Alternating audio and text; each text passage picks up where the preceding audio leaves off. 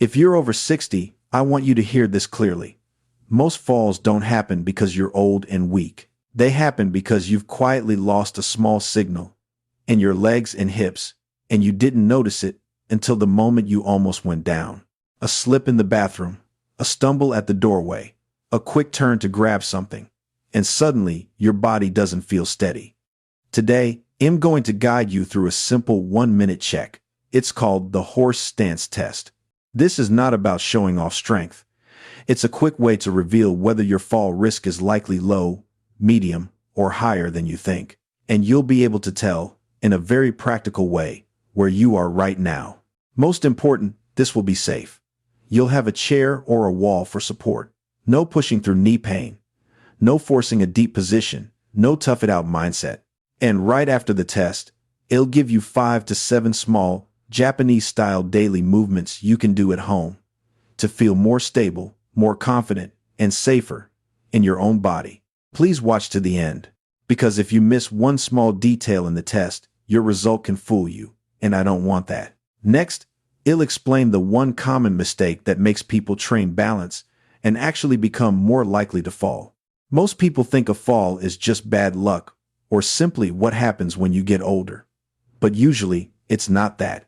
Falls often begin with small changes you don't notice at first. Your legs react just a little slower, your hips get a little stiffer, and your brain becomes a little less precise at mapping where your body is, especially when you turn quickly, step over something, or walk in low light. These changes are quiet, so you still feel fine most days, until one unexpected moment, and your balance isn't there. Here's the key idea. After 50 or 60, your body doesn't need more stress to get stronger. It needs clearer signals, repeated gently, consistently.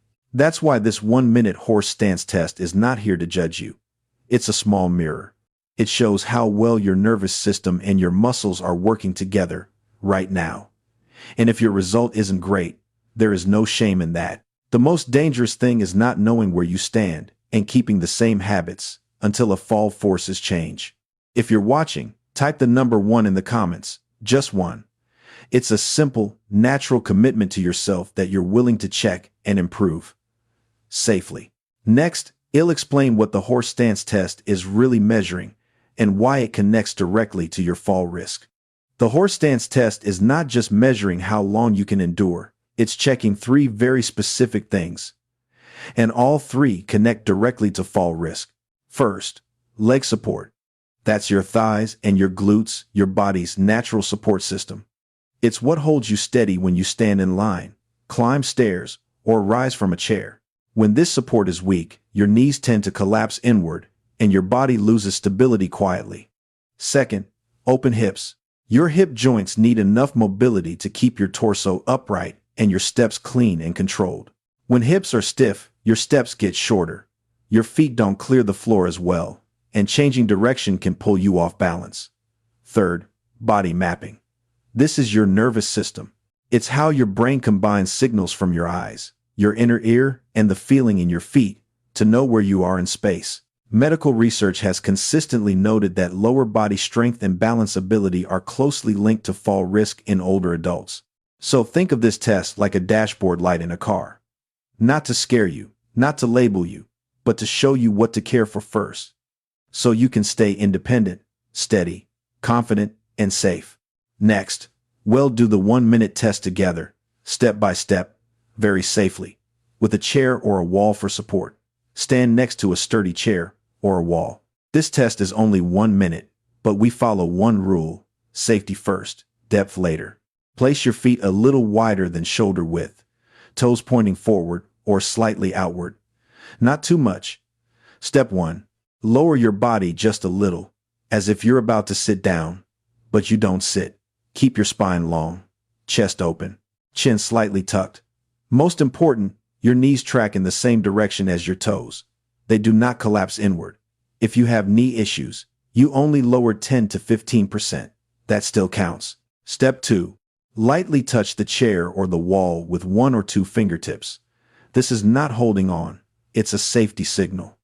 Now breathe. In through the nose, out slowly. Start your timer. During the 60 seconds, check 3 things.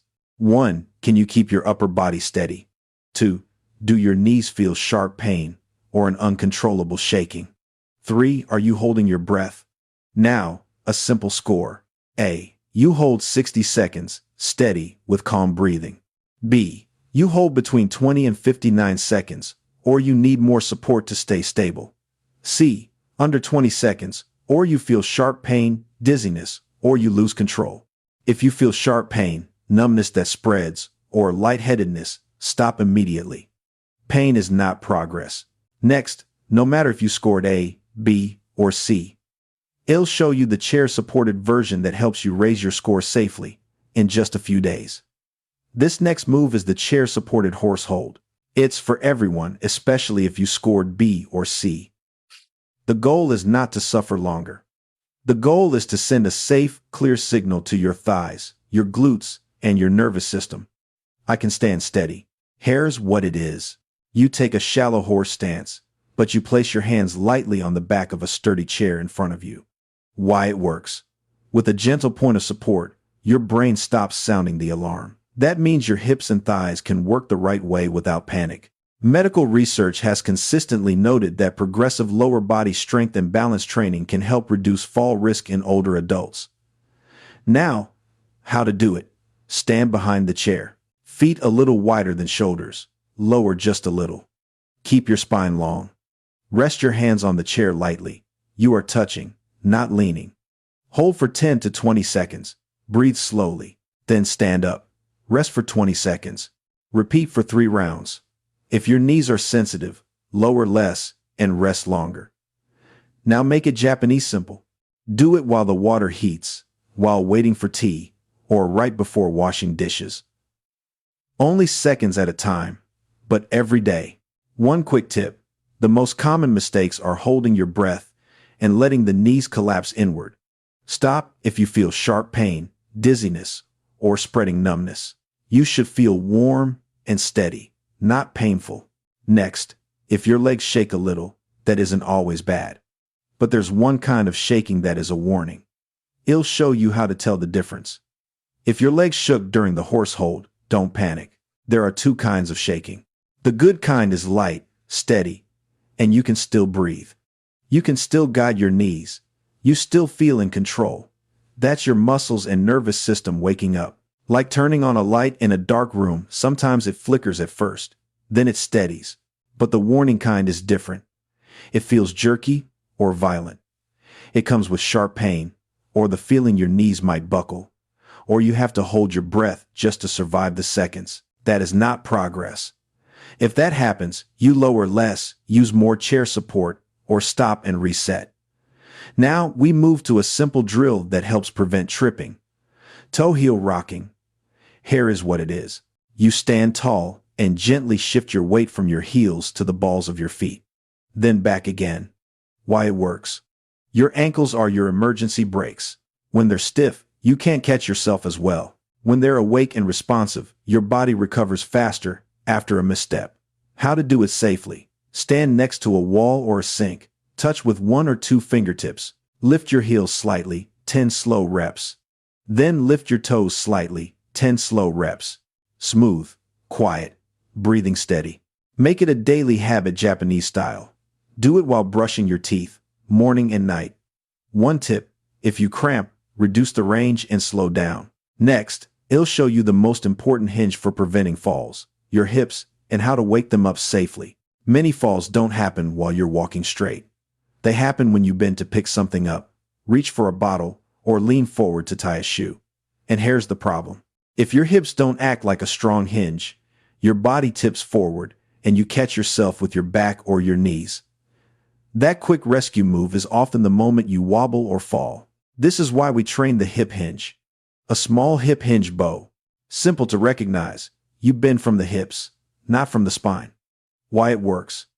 This wakes up your glutes and your hamstrings, the muscles that control your center of gravity.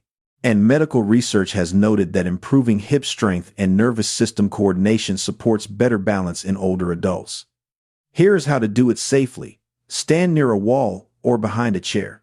Lightly touch for safety. Soften your knees just a little. Now push your hips back, as if you're closing a door with your hips. Keep your spine long, chest open. You only bow a small amount, then return to tall standing. Do 6 to 10 slow reps. Breathe the whole time. If your back is sensitive, use the wall version. Stand with the wall behind you. Hinge back until your hips gently touch the wall, then stand tall again. Make it Japanese practical. Anytime you're about to bend down for something low, do 2 clean hip hinges first, then pick it up. 1 tip. Stop if you feel sharp pain or dizziness. You should feel your glutes working, not your lower back. Next, we train the skill that makes many people unsteady at home, changing direction and stepping sideways safely. If there's one moment that makes people over 60 feel unsteady, it's this. You're standing still, then you turn quickly. Or you step sideways to avoid something at home. You don't need to be faster. You need your brain and feet to have a clear path. This next move is called clock steps. You stay in one spot, and you step gently in different directions, like the face of a clock. Why it works?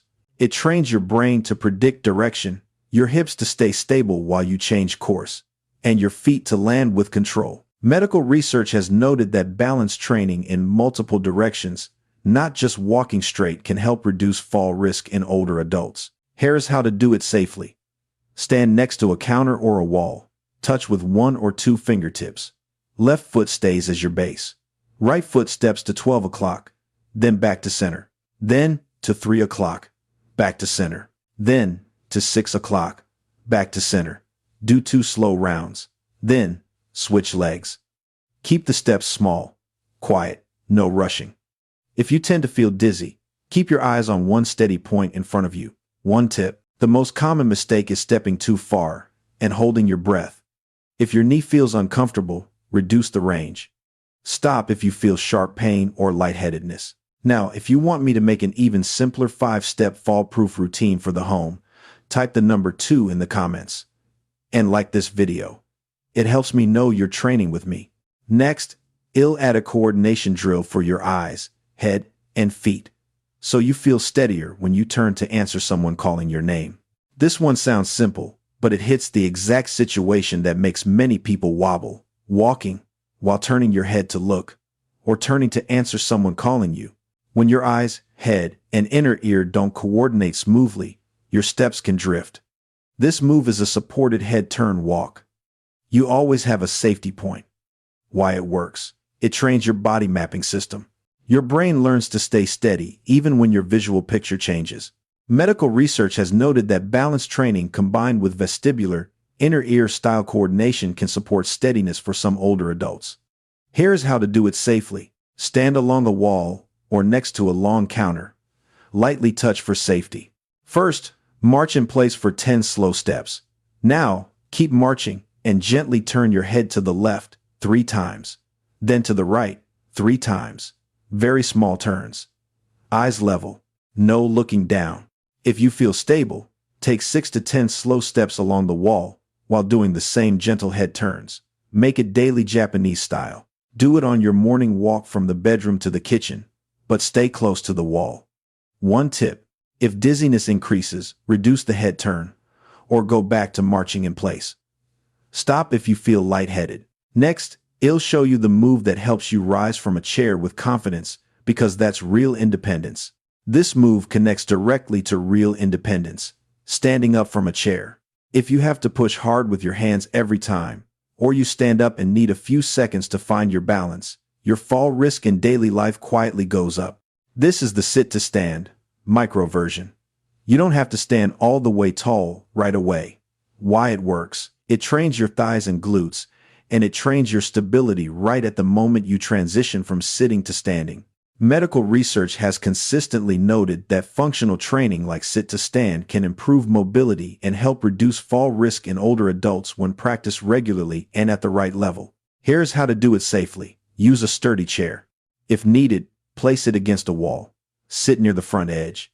Feet flat and solid under your knees. Lean your chest slightly forward. Exhale and stand up only about 70 to 80%. Then sit back down slowly. Do 5 reps. Rest for 30 seconds. Repeat for 2 rounds. If it feels hard, use the armrests or place a cushion on the seat to make the chair a little higher. Make it Japanese practical. Each time you stand up to get water, add 2 mini reps first, then walk. One tip: the most common mistake is popping up fast and holding your breath. Stop if you feel sharp knee or hip pain or lightheadedness. Next, it'll give you the safety and reassurance rules, so you can practice daily without fear of doing it wrong. Before you continue, I want you to hold on to these 5 safety rules, because our goal is steady and safe, not pushing hard. Rule 1. Start where you are. If you can hold for 10 seconds today, that is a good signal. Tomorrow, 12 seconds is progress. Rule 2. Pain is not progress. A warm, mild effort is fine, but sharp pain, spreading numbness, or pain that changes your form, that's a stop sign. Rule 3. Always use support. A chair, a wall, a countertop. Even 1 or 2 fingertips can calm the brain and help the right muscles do their job. Rule 4. Breathe. If you hold your breath, your whole system tightens and the bad shaking shows up. A slow exhale is a safety signal to your nervous system. Rule 5. Check with your doctor if needed, especially if you get frequent dizziness, chest pain, heart conditions, recent surgery, or you take medications that can make you lightheaded. You don't need a gym. You don't need pain. You just need consistency. Next, I'll wrap this up with the core philosophy, so you can keep improving for the long run without pressure. You see what we just did? Everything was small, but that's exactly how the body over 50 or 60 becomes stronger with clear signals, repeated regularly without stress. Aging isn't something you have to fight. It's something you can guide. Each day, you give your body a simple message. I can still control this. I can still be steady.